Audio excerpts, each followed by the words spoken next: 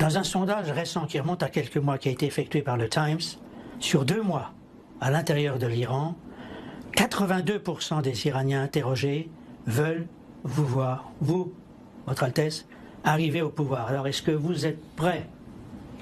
Vous savez, arriver au pouvoir, c'est déjà mettre la charrue devant les bœufs. Moi, ce que je pense, c'est par contre mon rôle de transition. Mais vous avez un programme. J'ai un programme pour la transition, c'est-à-dire non seulement d'ici jusqu'à la chute du régime, mais aussi comment on ménage cette transition. Il est important de convaincre non seulement nos concitoyens, mais aussi le monde entier, qu'après la chute de ce régime, il n'y aura pas une, permettez-moi l'expression banale, la pagaille.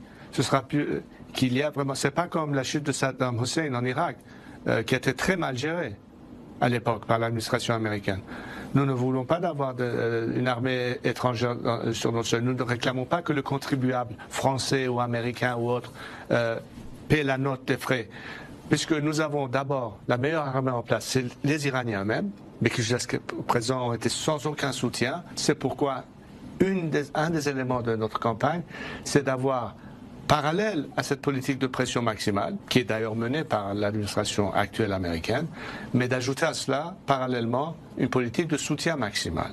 Pourquoi? Parce que c'est la pression de l'intérieur, avec cette pression extérieure, qui peuvent nous mener à la chute du régime. Mais aussi, juste après la chute du régime, d'avoir un plan de transition, c'est-à-dire le gouvernement provisoire qui gère les affaires du pays temporairement, la préparation pour les élections à une assemblée constitutionnelle qui, elle, est chargée de trancher sur le dossier de l'alternative future.